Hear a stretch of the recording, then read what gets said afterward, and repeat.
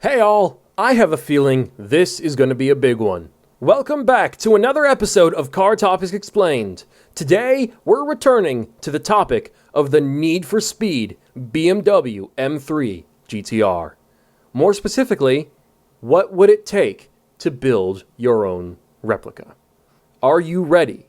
Get out something to write on because I, the Racing Joker, will be telling you how to make your dream M3 real.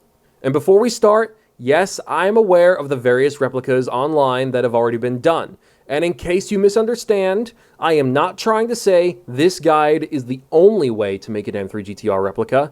It's just my way. Now, on to the car. First off, you need an E46 chassis. Not necessarily an E46 M3, you could get a 330 Ci if you wanted to. But just for fun, I'm picking the M3 variant. Let's start with the engine, because there are many ways you can approach the powertrain situation.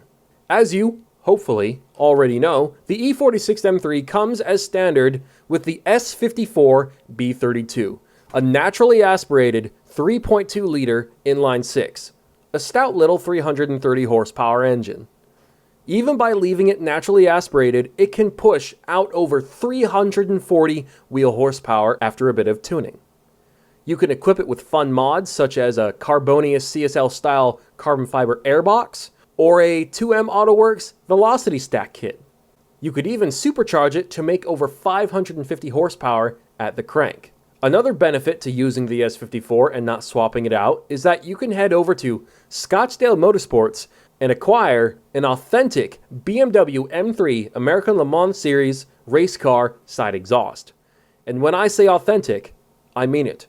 The headers are the same ones used on the P54 M3 race cars, and the crosspipe and side exit sections follow the exact same specifications as the originals. The only downside to said exhaust system is that, for one, it's going to be very expensive, and it requires some tunneling through the floor of the car due to it exiting out the right side skirt, and thus, a roll cage is required to maintain chassis integrity. And so, if you want to also properly replicate the roll cage used on the M3 GTR, you'll need to get an FIA certified roll cage that is welded to the chassis of the car. And yes, it is possible to get a real M3 E46 race car engine known as the P54, which is a racing version of the S54 inline-six.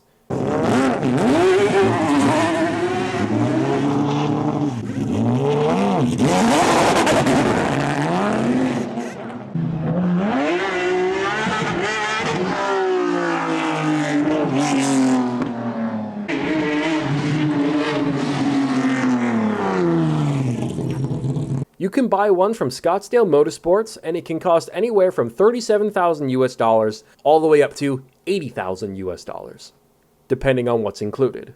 And before you even ask, it is not possible for you to get a P60B40. For those that don't know, the P60B40 is the 4-liter flat-plane crank V8 used in the E46 M3 race cars designated as GTRs. All E46 M3 race cars with the inline-six were actually considered M3 GTs and M3 GT2s, depending on the year of manufacture. The only time the P60B40 was ever sold to the public was when the M3 GTR road cars were made. And those go for millions upon tens of millions of dollars. So, it's more economical to find an alternative. And luckily for you, I have some.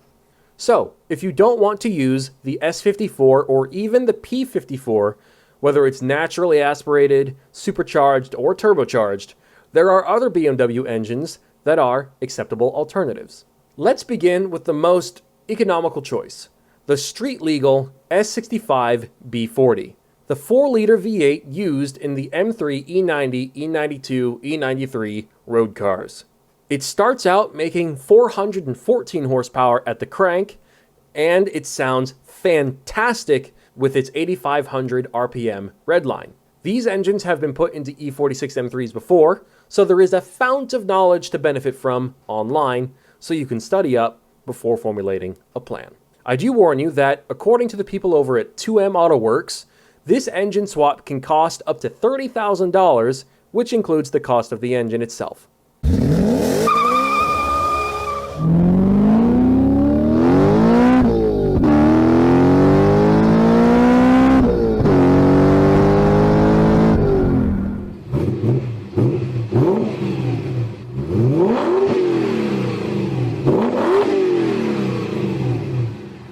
Another downside is that you, of course, cannot use the S54 side exhaust system I mentioned earlier.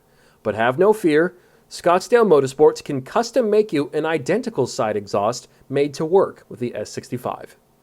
Naturally aspirated, these engines can get past 500 horsepower. But of course, if you go the forced induction route with a supercharger, you can get past 700 horsepower at the crank. And with a built motor and a Gintani twin turbo kit, you can get past 800 horsepower at the wheels.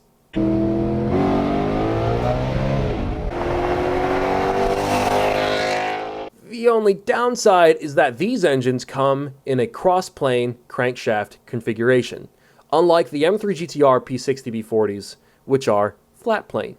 If you have the money to spare, there is actually a way around that. The P65, the flat plane racing version of the S65. The P65B40 used in the M3 GT2 E92 and the P65B44 used in the Z4 GT3 are both fantastic choices for the E46 chassis.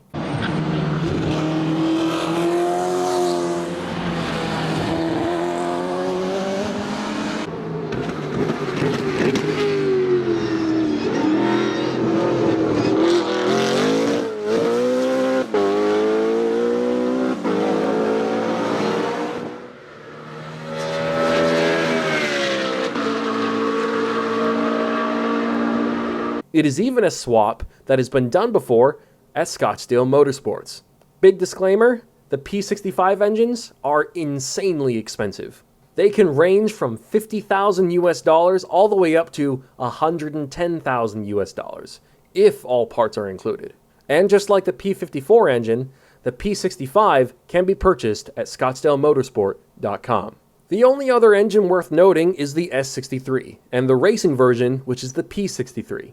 This essentially is the twin-turbo 4.4-liter V8 found in the M5, M6, and M8. It is a serious engine. The only real downside is the slightly lower red line of 7,200 RPMs, much lower than the S65's 8,500 RPM red line. But it does come twin-turbocharged and is over-engineered like crazy and is capable of insane power figures such as 800 horsepower at the crank right from the get-go.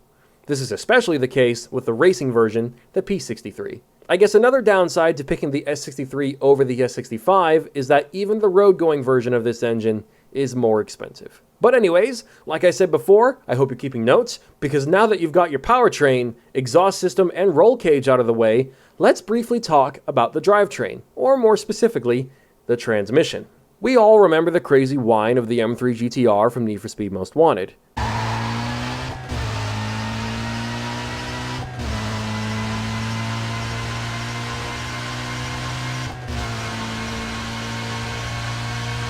Well, that whine is a real sound that comes from the race car's straight cut gear transmission.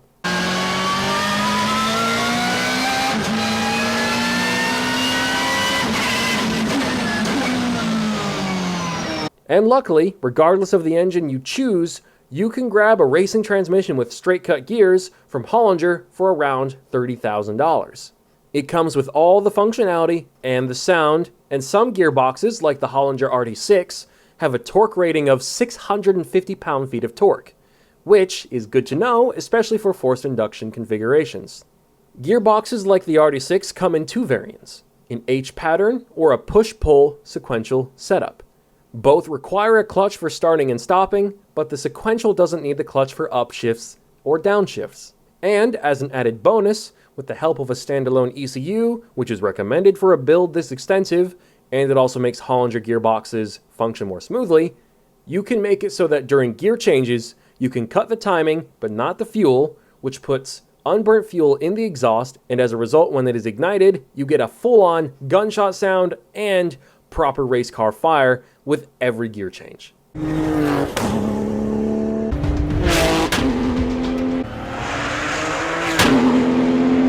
If you want the H-pattern gearbox, that's fine too. In fact, the M3 GTR race cars had H-patterns themselves, but they didn't function in the way you might expect. In the M3 GTR race cars, you need to use the clutch to start and stop, but it wasn't needed for gear changes. If I remember correctly, this is because BMW initially wanted to equip the GTR with a sequential, but didn't want to be penalized for doing so. So they equipped it with an H pattern and made it so that when accelerating hard, you don't need to lift your foot or even use the clutch for upshifts. It's a similar story with downshifts. The only difference being is that you still have to manually rev match the RPMs to meet the new gear speeds when going down a gear. So basically, when downshifting in a GTR, you don't use the clutch, but you will use heel and toe and blit the throttle to rev match. As you can probably guess, a setup like this can very quickly lead to over-revving and destroying something expensive. So you have to be precise and consistent. And if you are confident that you are, Hollinger provides something called a shift-cut gear knob, which allows you to tell your car's ECU that when you're trying to change gears, it will do so the same way the sequential would when you move the gear lever, eliminating the need to use the clutch pedal. So that's the transmission out of the way. Now let's talk about the body kit. The iconic body kit of the M3 GTR race car. The bad news is that BMW is never going to sell us the official kit, and most of us wouldn't be able to afford it anyways because it would be full carbon fiber and probably cost $50,000 or more. But that's okay because you are going to love these alternatives. Let's start with the legends over at 2M AutoWorks. They have painstakingly made a fully accurate replica of the M3 GTR body kit with the more aerodynamic PTG front bumper. The kit includes fenders, front and rear bumpers, the hood, the wing, carbon fiber dashboard, carbon roof, trunk, floor, and so on.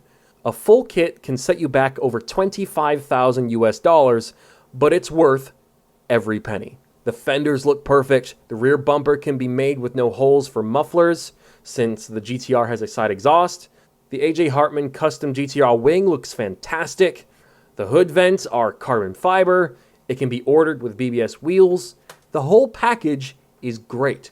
But if you want to go a bit more top dollar, you can get the official M3 GT2 PTG race car body kit at Scottsdale Motorsports. It's fully carbon fiber, has a smoother appearance, is more aerodynamic, and thus more functional. The only downside is that this kit was never a GTR kit and is not the kit used on the Need for Speed car. But you can get it with the same hood and wing, and as an added bonus, you can get the GT2 carbon fiber roof with an air inlet. This kit is custom made to order and costs over $30,000 US easily, but it is race proven. After that, you of course need to widen the stance of the car, keep it functional and flush with a good suspension setup. There will be other things like the fuel system, differential, wiring, and all that, but I'm not going to get into that because there's all sorts of nitty-gritty details you have to figure out when doing something like this. So lastly, if you are replicating the M3 GTR from Need for Speed, you can sand down or respray your car silver and paint on the iconic blue livery. Or you can be a little more economical and do a wrap of some kind. I don't know what shade of silver or blue you should go with. When it comes to that, I think you should pick what pleases you best. Personally, when I build my E46, I'm not going to do the NFS livery, but I will cherry pick some of the things I've listed in this video and do them. Just like you, I will pick an engine that best works for my purposes, a gearbox that is to my liking, I will pick the body kit I prefer, and so on and so forth. It's your car, so you still gotta make some choices so that it works best for you. But I hope I've pointed you in the right direction. Thank you all so much for watching. This is the second episode of Car Topics Explained I have made for this month. I hope you're happy this series is back, because I really enjoy making these. So of course, if you like what you have seen so far, then I can guarantee you will love what I have got planned. So, if you haven't subscribed yet, then make sure to smash the subscribe button, because I have got more episodes coming, and in case you didn't know, I'm in the market for an E46 M3 of my own, and I plan on getting it before my next birthday. If you can guess what I'm going to do to it down in the comments below, I'll reply to your comment, heart it, and if you've got a suggestion for a future topic, I'll even hear that out too. If you want a way to better support this series and the channel as a whole, you can give as little as $1 to my Patreon to gain access to all sorts of things. But most importantly, my Discord, where we love to chat about cars and future videos. Thank you all so much for watching. Take it easy, keep it crazy, and stay chill. I'm Tom the Racing Joker, signing out. Bye-bye.